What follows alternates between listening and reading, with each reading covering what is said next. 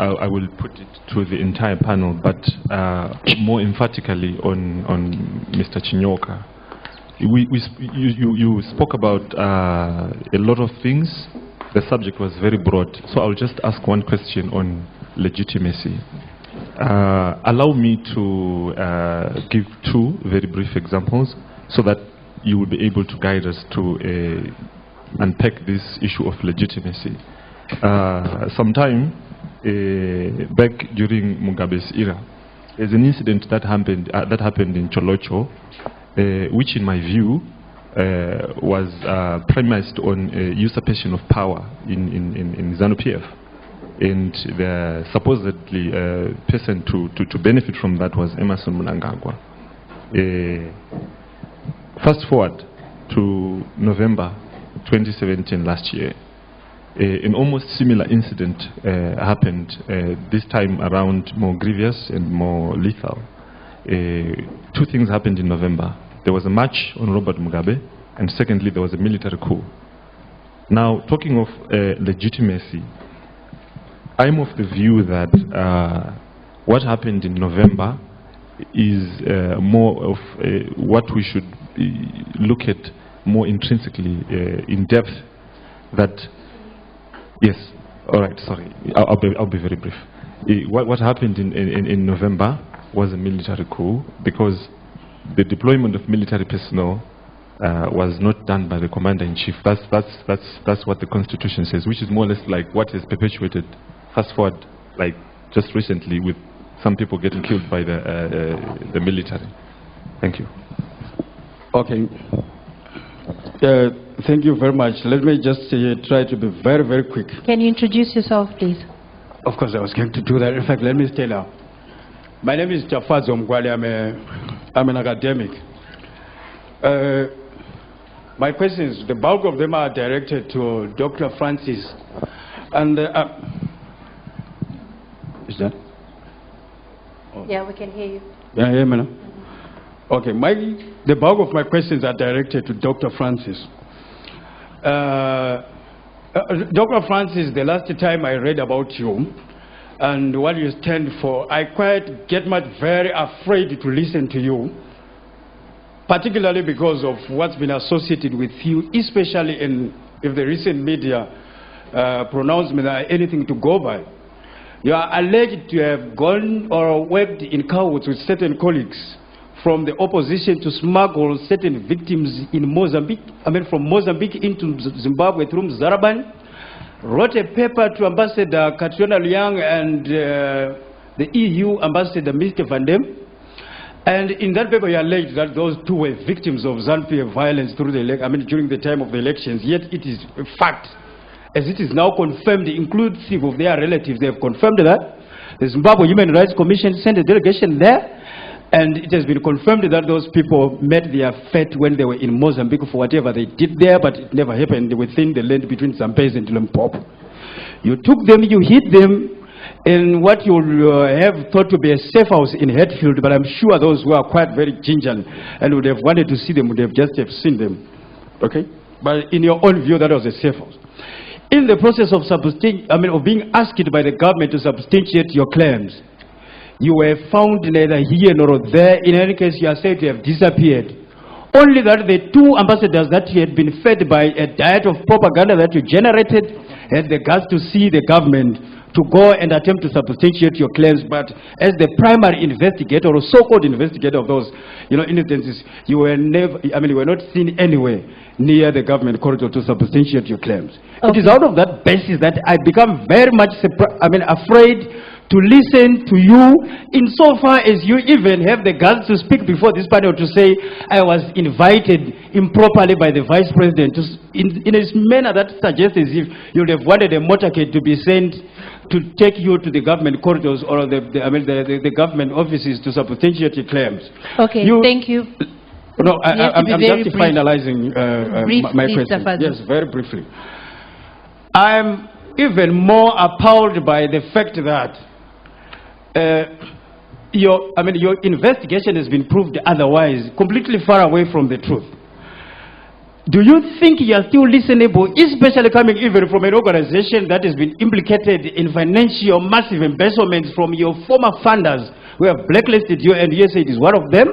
And wouldn't your claims be spoken or known to be, or in fact, labeled as desperate antics of a person that is completely dry? And in any case, does CSU has any other funding mechanism than, I mean, beyond making claims of violence? Okay, thank you. No, I think just rounding no, off. there are a lot of people who also have questions. No, I'm just rounding You said off. last question. No, that's enough. Can we now give Dr. Love more the chance to respond? I will not ask again. Aiwa. Just, I mean, my Okay, violence. 10 seconds.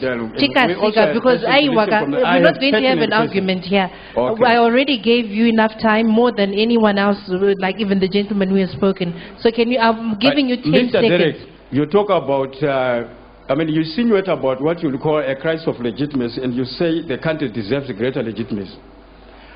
Doesn't that seem like an insult to the makers of our constitution and the republic, who in their mind agreed, and the people that voted for that constitution in 2013 agreeing that the person simply needs 50% plus one vote? If you say greater legitimacy, you are insinuating that somebody should have won with 60% or something like that. I'm sure Mr. Tino Chinyoka has referred you to the Al Gore and George Bush issue.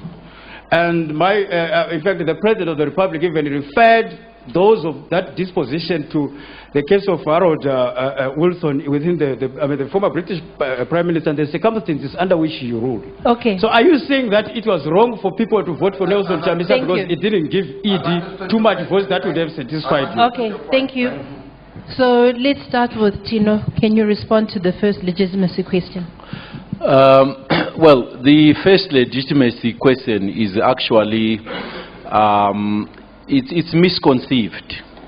So when the events of October happened, now I'm quoting now from the affidavit of our client in the petition. When the events of November happened, the MDC, for which the questioner belongs, supported what happened, attended ED's inauguration, and made overtures to be included in some kind of government of national unity. It is only when that was refused that they then turned back and started calling ED's government a junta and unlawful. So it is very important that we as Zimbabweans, if we all collectively agreed that what we did on the 18th of November was the best way to get rid of a tyrant, let's not change stories just because we ended up not getting what we thought we would get. As regards this Cholocho thing, I am very worried that people who have tried to foist an unelected person as president of our country, a person who effectively staged a coup, tried to burn Monzora here and Dr. Kupe in a house in Buhera in order to take power, then tried to throw this unelected person over all of us, would want to turn around and say, oh, by the way, in 2005 in Cholocho, ED tried this and that. This is dishonest. ED Mnangagwa on the 30th of July ran for president.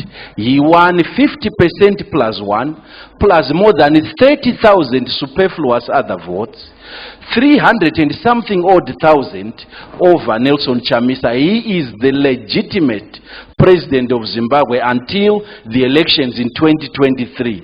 Live with that reality, or let's continue these fireside stories. The legitimacy question is settled. Okay, thank you. Dr. Francis Lamu. Mr. Ngodi, I watch your antics every week at Southeast. In terms of the story of the Mozambicans, that was not actually, those were not clients that we were working with. That was part of a combined report of CSOs working with people who'd been displaced, and unfortunately there is always benefit, but it was not actually counselling services unit who were providing any services to them. In terms of my refusing to meet with the Vice President, I do not consider a conversation on a cell phone through an intermediary as an invitation. There was no date, no time, no place, no nothing. So I absolutely did not refuse to meet with him, and nor do I need a motorcade to meet with him. I know where his offices are. In terms of the issue of our funding, we were unfortunately bundled up in a group of CSOs, and we were accused of embezzlement. There is no embezzlement in CSU, and we have actually put out a media statement that anybody is welcome to come and examine our financial accounting and to see that actually we have a clean audit record every single year. So those are my responses to you. Thank you.